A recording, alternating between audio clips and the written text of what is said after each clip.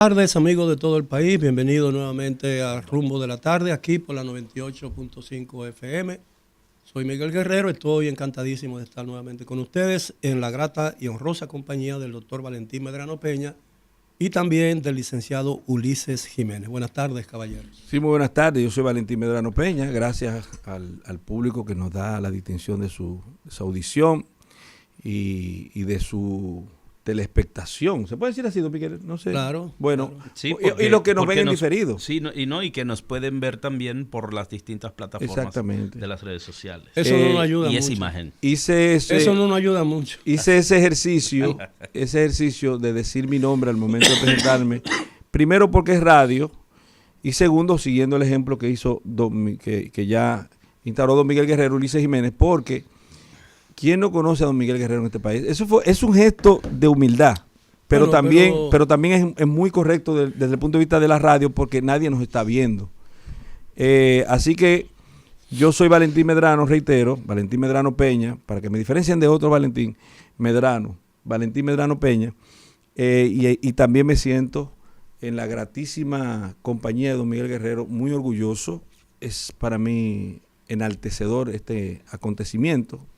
Y me aporta mucho. Aquí tenemos, señores. Ustedes me ponen en una situación embarazosa. Bueno, pues para pronto, de a luz. Bueno, si está embarazado. Aquí contamos con la presencia del vocero de las causas nobles del gobierno, el mejor exponente de la vocería presidencial. Contrátelo, presidente, Ulises Jiménez. Eso es lo único que hace falta, que me contraten. Sí. Señores, buenas tardes. Este es el Rumbo de la Tarde por la 98.5 FM, Rumba FM. Y pues es un placer también estar con ustedes. Don Miguel, pues, que es una persona muy comedida y muy humilde. No suele reconocerse a sí mismo. Sigue por ahí. Yo voy a tratar de no ver mucho. Primero la trayectoria, segundo la impronta que nos tiene y que nos sigue dejando. Y lo tercero es que, bueno, si no hubiera sido por las redes sociales, gente así como Medrano y yo no nos damos a conocer y hace tiempo que ustedes conocen, siguen y disfrutan del trabajo de Miguel Guerrero. Claro. Decir que en el día de hoy, pues, un día como hoy falleció el profesor Juan Bosch y que los PLDistas hoy debieran estar evocando ese gran ejemplo de moralidad y civismo que fue yo diría que yo lo catalogaría como un prócer de la política dominicana, porque supo sacrificarse. Muerto el rey, vive el rey. Bien, yo quiero tratar un tema. ¿Usted me permite dar un día como hoy también? Sí, como no. Mira, un día como hoy nacieron dos insignes fiscales, procuradoras fiscales del país. Quiero iniciar reconociendo y dando mis salutaciones a la magistrada Yesegni por su onomástico, y también quiero agradecer la amistad sempiterna y tengo que dar reconocimiento también de la admiración que me dispensa la magistrada procuradora fiscal titular del Distrito Nacional, Rosalba Ramos, que un día como hoy nació hace algún tiempo. A las mujeres no se le dice la edad, ¿verdad, don Miguel? No se le dice la edad. Porque uno diría de Juan Bosch, por ejemplo, en el año 1909 fue que nació Juan Bosch, supongo, ¿verdad? 1909. Un día como hoy, en el año 1909, así nació Juan Bosch. Pero a la magistrada Rosalba yo no podía decir, un día como hoy, en el año... Pero ya no nació en el 1909. No, imposible, pero... Don Miguel, ¿qué? Pero usted sí es poco amigo. No, yo la conocí en una circunstancia muy particular de un entrenamiento al que yo participé cuando se hizo el famoso último concurso para la designación de las autoridades del Ministerio Público. Y tuve el privilegio de tratarla, aunque muy brevemente, la he visto muy poco después de eso, porque yo no me desenvuelvo en esos ambientes. Pero la verdad es que la justicia o el Ministerio Público tienen en ella un fuerte guardián de la ley y del respeto a los derechos de los ciudadanos, y yo creo que eso es importante. Mire, así que usted se une también a las salutaciones, ¿verdad? Claro, claro, yo le tengo mucho aprecio, a pesar de que no le he tratado con intimidad ni con frecuencia. Lo poco que yo la he visto y lo poco que he hablado con ella, que son muy pocos minutos, me dieron de ella una impresión difícil de olvidar, porque sé que es una gran servidora pública. Y eso dice mucho de ella. Mire, yo quiero referirme a un tema que por lo regular en la política dominicana se elude. Y yo no sé si eludirlo constituye una acción para evitar conflicto o pura y simplemente es un acto de irresponsabilidad mayúscula. Me refiero al patrimonio de la dirigencia política nacional, especialmente de aquellos que han ejercido en algún momento dado la presidencia de la República u otras posiciones importantes en el gobierno de la República. Miren, el día de hoy pude leer un mensaje o un tweet que enviara el destacado periodista José Báez Guerrero, que además es un escritor que ha escrito muchos libros de historia y probablemente en algún momento dado pueda ser exaltado cuando haya la oportunidad, incluso como miembro de la Academia Dominicana de la Historia, porque ha ganado premio nacional de historia y algunos de sus libros son de obligada referencia en la discusión de los temas contemporáneos políticos de la República Dominicana. José Báez Guerrero dijo hoy, o escribió hoy en un tweet, repito, que según Forbes, que es una famosa revista que tiene incluso yo creo que una edición local internacional sobre temas financieros, sitúa el patrimonio neto del doctor Leonel Fernández en $100 millones. ¿Qué? Dice el patrimonio neto. Óyese bien, cuando yo leí eso, yo consulté inmediatamente, me fui a la fuente y encontré con la ayuda de José Báez Guerrero una información que dice que se calcula ese patrimonio en 85 millones. Bueno, 85 millones no, 100 millones no son 85 millones, hay una diferencia. Pero aun cuando esos 85 millones de dólares constituyan el patrimonio neto del expresidente, del 3 veces presidente de la República, doctor Leonel Fernández, lo convertiría en el político dominicano más acaudalado y posiblemente más acaudalado de todo el área del Caribe. Porque cuando se discutieron internacionalmente el patrimonio de los líderes políticos y de los presidentes de América Latina, se situó al actual presidente dominicano, Luis Abinader, como el presidente más rico del continente. Y esa fortuna se le calculó, según los papeles de Panamá, Panama Papers, se le calculó en 75, 76 o 77 millones de dólares. Cuando él hizo su declaración jurada de bienes, se situó su fortuna en 4.360 millones de pesos dominicanos, equivalentes a un cambio de 55.75 equivaldría a una fortuna o a un patrimonio neto de 76.2 millones de dólares o 77 millones, dependiendo de cómo se calcule el cambio en el momento de hacer esa operación matemática, para determinar realmente el patrimonio.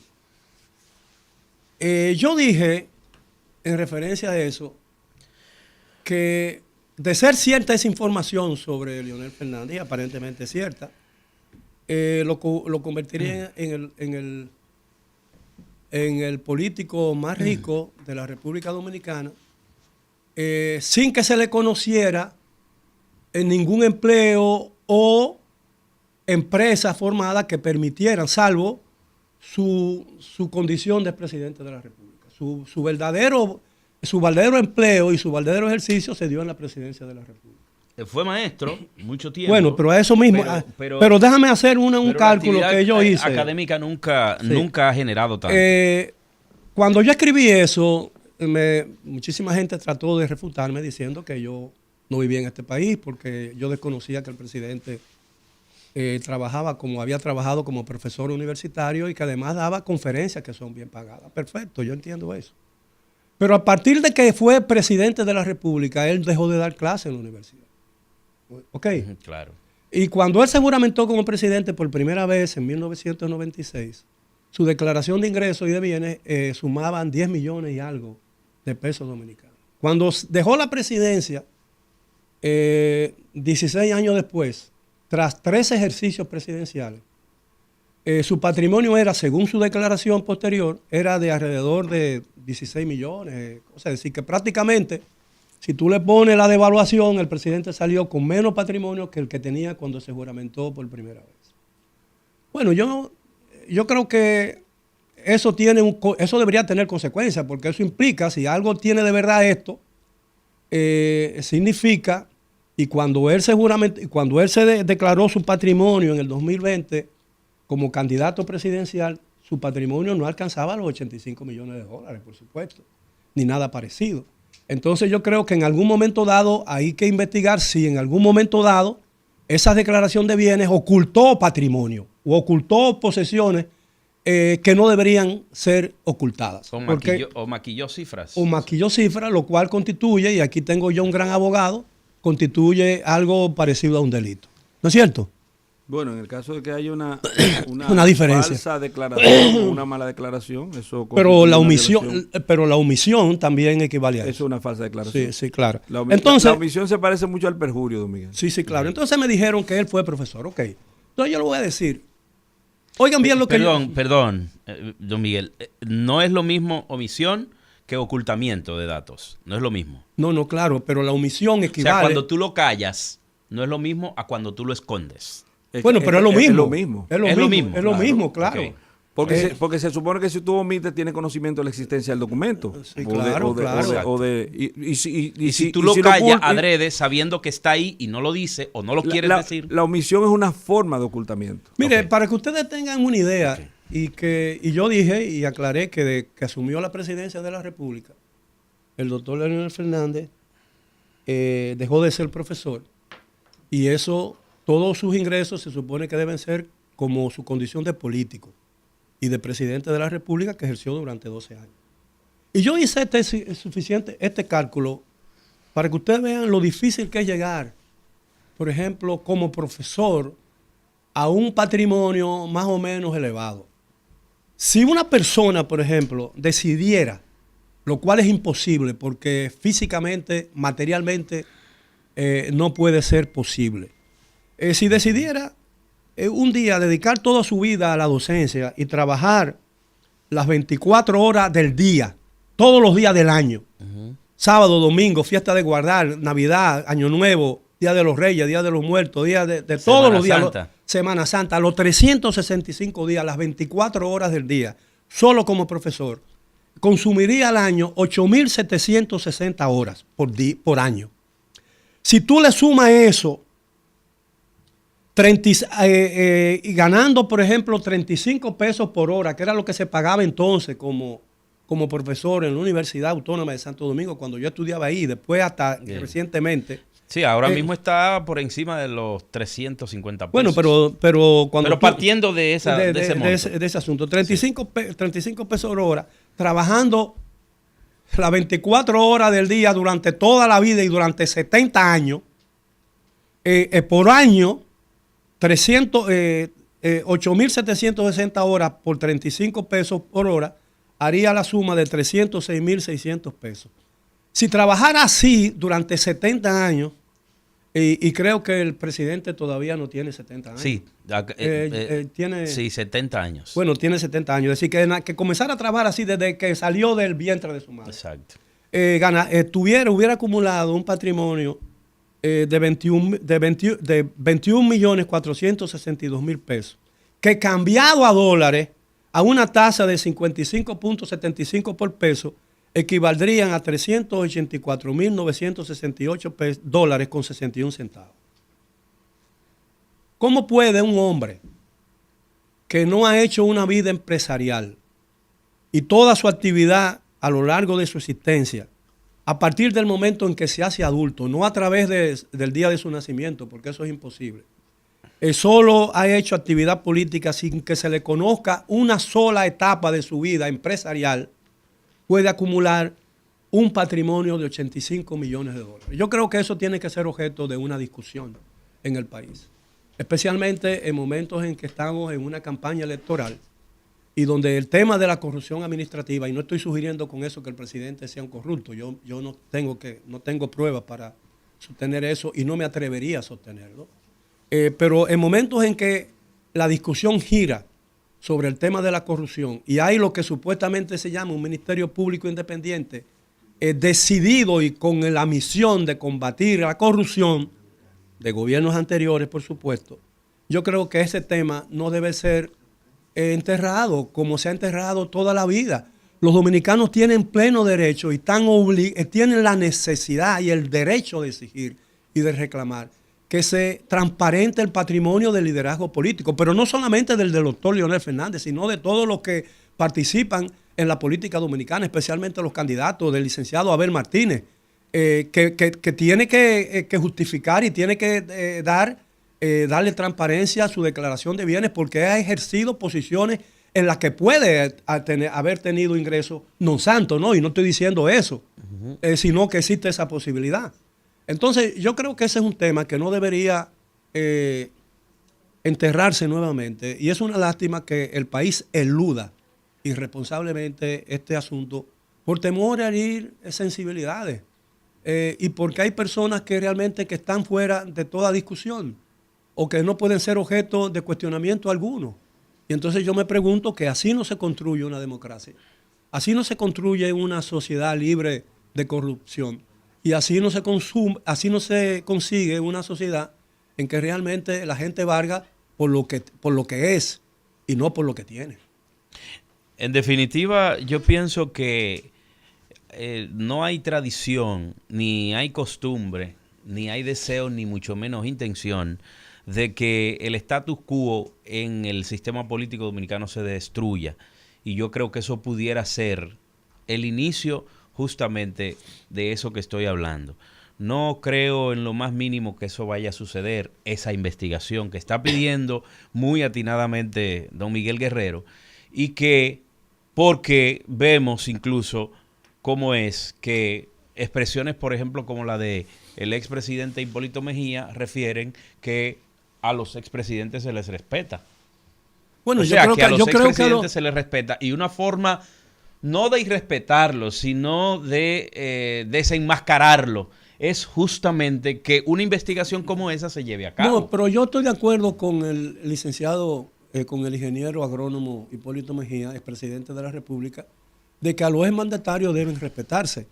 Pero ese respeto tiene que emanar del respeto que esos exmandatarios tuvieron sobre el uso del patrimonio público y sobre el respeto a la ley, el respeto a la Constitución y el respeto a los derechos de los ciudadanos. Entonces yo creo que todo eso guarda una relación íntima y yo creo que él tiene razón en ese sentido. Teóricamente hablando, ¿no? Por supuesto, porque si... El detalle es que cómo tú respetar o cómo tú guardar el respeto hacia una persona que se le empiece un proceso de investigación que a todas luces no puede justificar una fortuna como la que tiene en el ejercicio público del poder. Y adicional a eso, ¿cómo puedes tú respetar a una persona que también vive hablando mentiras? Que ese es el caso de Leonel Fernández.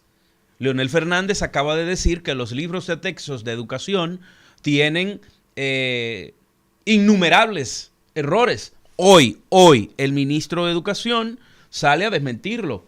En días pasados habló del incremento del narcotráfico y de la impunidad en el narcotráfico en la República Dominicana y tuvo lastimosamente que un mayor general, el mayor general Ulloa, que salir al frente a declaraciones como esa. Entonces, ¿cómo tú respetar cuando una persona no se respeta? Pero ¿cómo tú respetar también a una persona que sencillamente no respetó el poder, no respetó el erario público porque permitió los niveles de corrupción que permitió? Entonces, en definitiva, de lo que se trata justamente es de que el respeto se gane, pero sobre la base del respeto a la ley, sobre la base del respeto al poder y sobre la base del respeto a la cosa pública, que es lo que no ha sucedido, no solamente en el pasado reciente, señores. Aquí la fortuna que tenía Rúbrica de los Trujillo, o sea, que estaba a nombre de los Trujillo, que se robaron los Trujillos, todo el mundo se la robó. Entonces, aquí todo el que llega al poder entiende que eso es una parcela suya, que puede disponer de ello. Entonces, eso tiene que acabarse. ¿Cómo acabarse? Bueno, rompiendo justamente con el status quo del nivel político en la República Dominicana. Señor Medrano. Oh, Dios Padre, rompe esas cadenas que nos atan. Mire, yo no soy, iba a usar una palabra de don Miguel Guerrero de ayer, de antes de ayer, émulo. Pero yo ni soy el abogado del diablo, ni debo hacer las veces ni he sido contratado como abogado por el doctor Leonel Fernández. Pero sí puedo decir lo siguiente. ¿Pero qué? ¿Desgraciadamente o agraciadamente? No, desgraciadamente. Desgraciadamente, porque venga acá. Digo, agraciadamente para él, porque ya cuando tú buscas un abogado penalista posiblemente tengas un problema. Uh-huh. Y yo no le deseo a nadie un problema. Claro. Indefectiblemente de que, como dice la gente de la funeraria, no deseo que te pase nada, pero si te va a morir, ven aquí. No, yo tengo que vivir. No, como cuando tú llegas a una funeraria buscando... lo primero que te dicen, ¿qué podemos servirle? Pero quiero corregir algo. Mira, aquí a mí me gusta mucho la equidad. Valentín es el que está hablando en este momento. Valentín Medrano, sí. A mí me gusta mucho la equidad y la objetividad.